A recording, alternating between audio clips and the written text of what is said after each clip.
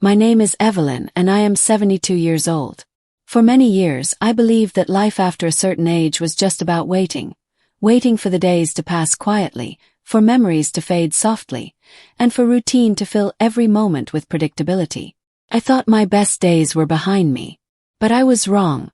For nearly 2 decades after my husband passed away, I lived alone in the same house we had shared for over 40 years.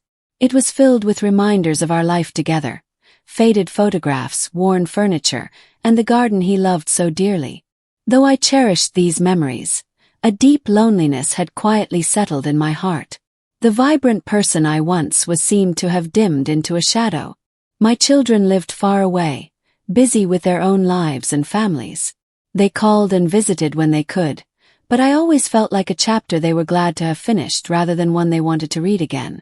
I busied myself with small tasks around the house, reading books and watching old movies, but it was a fragile kind of peace. Then came the day that shattered everything I thought I knew about my life. It was a cloudy Thursday afternoon when a knock on my door startled me. I wasn't expecting anyone.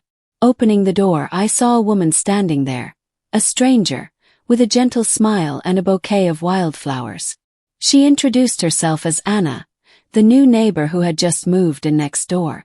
"I thought these might brighten your day," she said softly, holding out the flowers.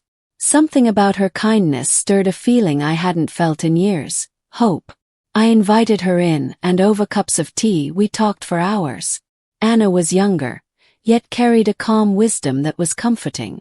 She shared stories of her own struggles and how moving here was a chance to start fresh. Our friendship blossomed quickly. Anna invited me to join a local book club, encouraged me to attend community events, and slowly I began to open myself up again. One day, she brought me to a community garden project. It was a vibrant patch of earth tended by neighbors of all ages. The sight of fresh vegetables, blooming flowers, and the laughter of others working together felt like a balm to my soul. I hesitated at first but soon found myself kneeling in the soil, planting seeds and watering rows of greenery. As the weeks passed, my confidence grew. I found myself volunteering at the local library, attending art classes, and even trying my hand at painting, something I had abandoned after my husband's death. The colors and brushes allowed me to express feelings I had long suppressed. The greatest lesson came quietly. Life isn't about grand gestures or monumental changes. It's about the small moments. A shared smile, a hand held in comfort, a seed planted and nurtured until it blooms.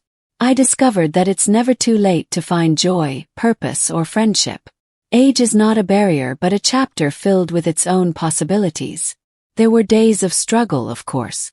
Days when the past felt overwhelming or my body refused to keep up with my spirit.